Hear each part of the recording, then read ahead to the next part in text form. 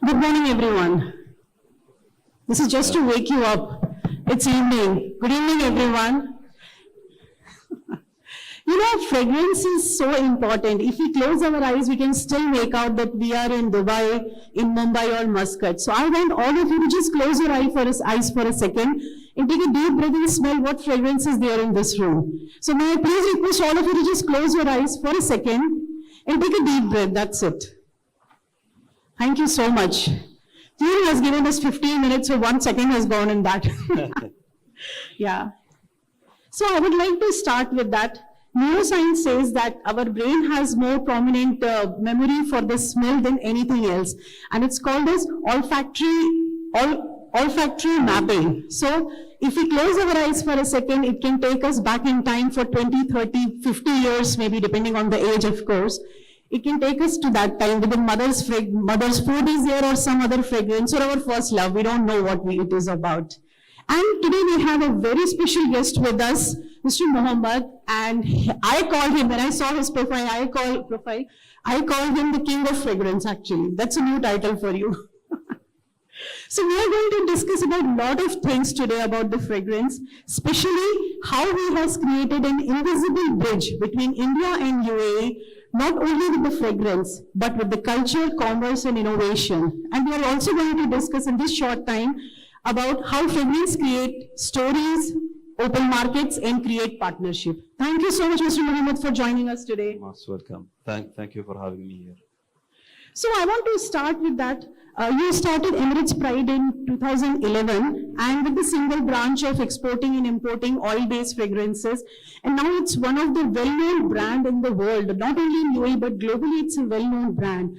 So in 2011, if we go back in time and we talk about it, what is the first scent of opportunity did you sense, especially with the homegrown Emirati brand and making it global?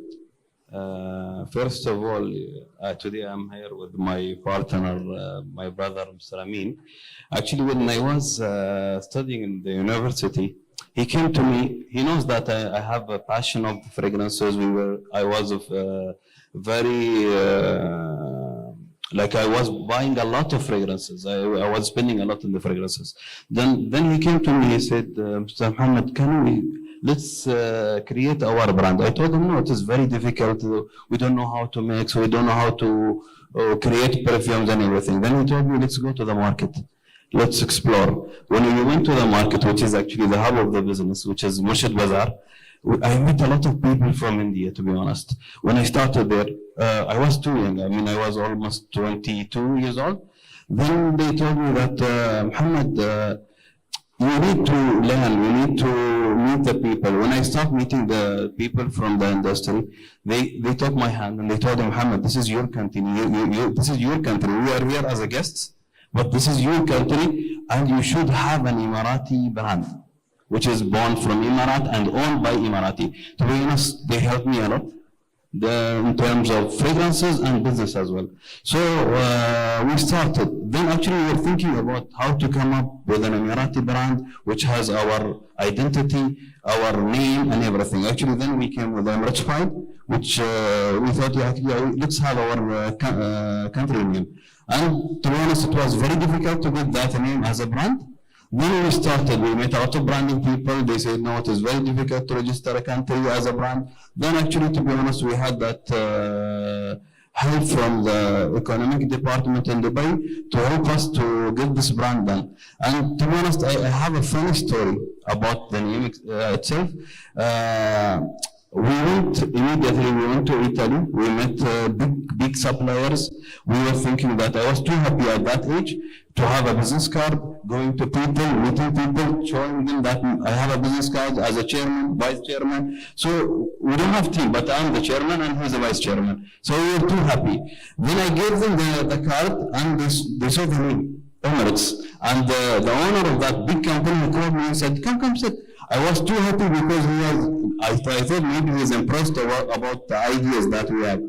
When we had the meeting with him, we spent almost 1 hour just talking about Dubai and Emirates. Then we looked, I told my brother, we didn't speak anything related perfumes. Then we realized that cultures build the brands. You know, people are connected to Dubai and Emirates. That's why, to be honest, we started and we thought, yeah, there is something behind this brand. And nowadays, we are actually running our business in most of the countries, and we are happy that we are representing our country as well.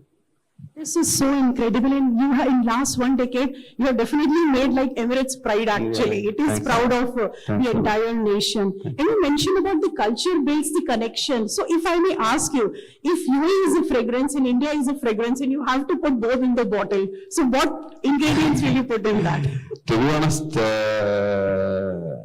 I went to Mumbai. When I went there, I was just smelling a lot of good jasmine. Then, to be honest, it is combined already. When you go to Mumbai, you will smell oud, which is actually very well known here, and jasmine. If you ask me personally, I'm going to wear jasmine and oud together, and I will combine them as a fragrance. Wonderful. So we are looking forward for that fragrance of jasmine and oud. And if we talk about the innovation, like when I was going through the profile, I saw a lot of innovation is done, and we feel that the fragrance is very traditional way of business. And how do you bring innovation in that, like from procuring ingredients and then resourcing it, mixing the fragrance? To be honest, this is actually nowadays a lot of companies, they started introducing technologies like kind of AI. But recently, to be honest, in Emirates Pride, what we did actually to save our culture, and to be honest, we have very special raw materials which is not available anywhere. It is definitely coming from India, but we are a very huge consumer for that, which is oud, which is very well known here in our region. So we started putting oud and extracting the smell of burning oud to save the nature and to capture the smell of that oud using technology. And we are going. This is our next release will be for 2026, inshallah.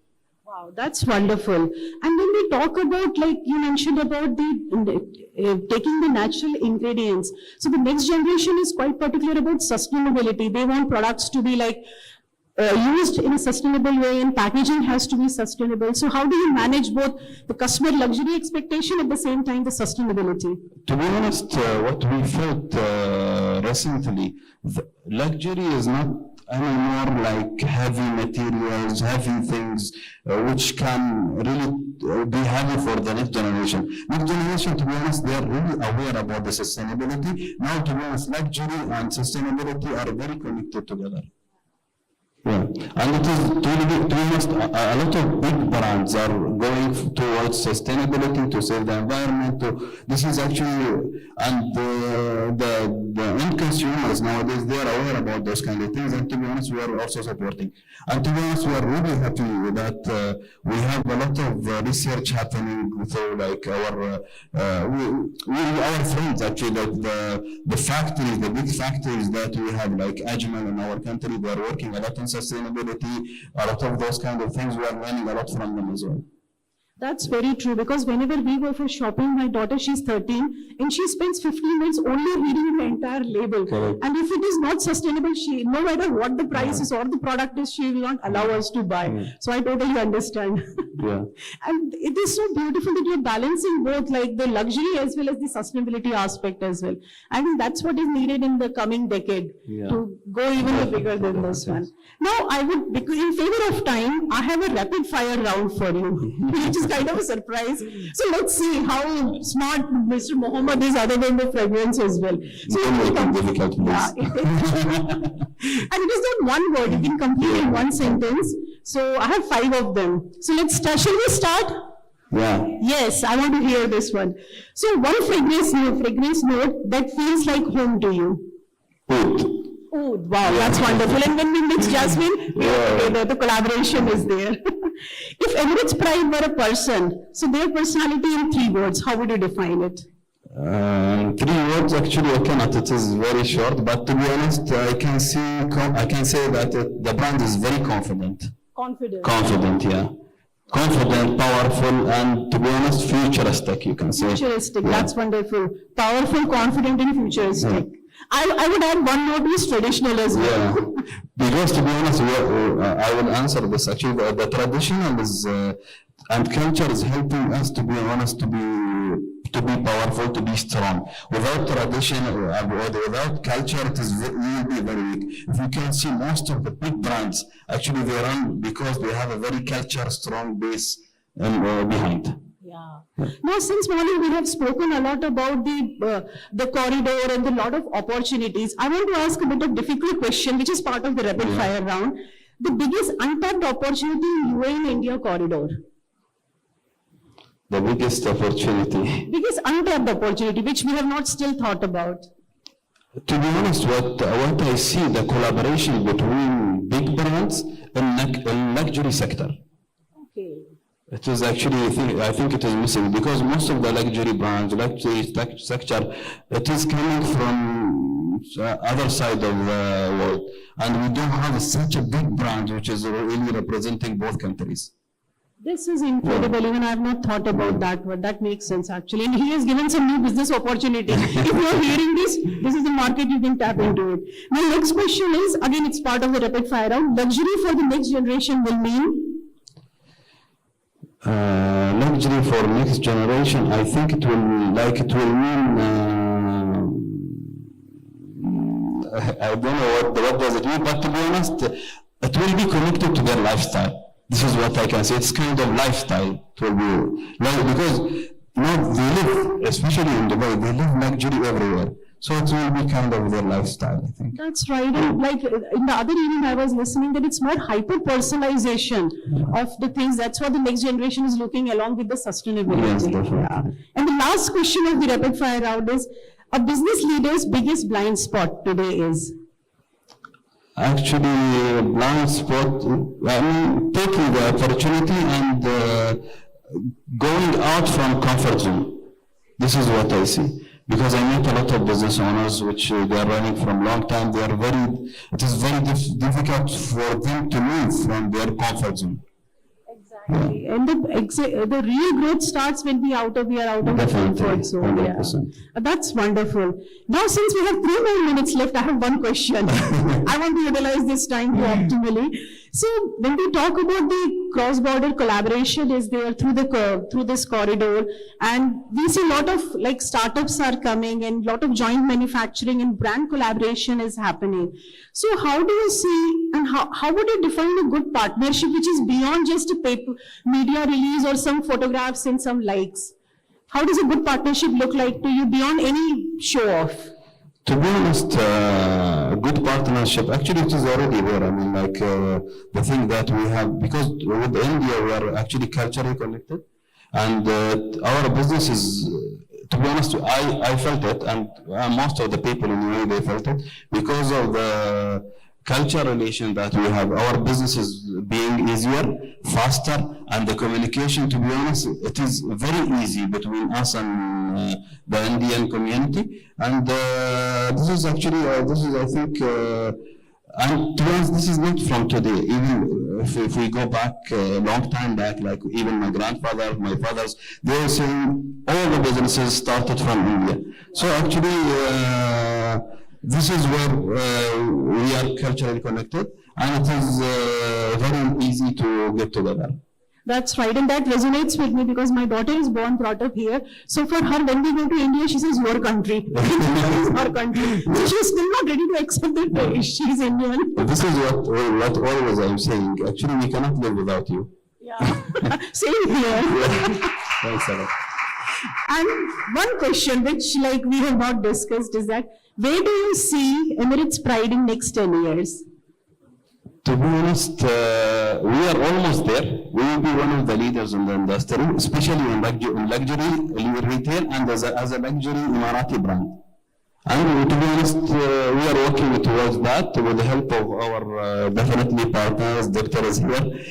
We are, to be honest, supporting. Like when I came to the market, seeing those Ajmal and other people in the industry, actually I felt that maybe there will be a resistance. But whenever we went to them, immediately they opened their doors and they were helping us. They are pushing. Whenever we have any event, big event, immediately Mr. Abdullah is calling me.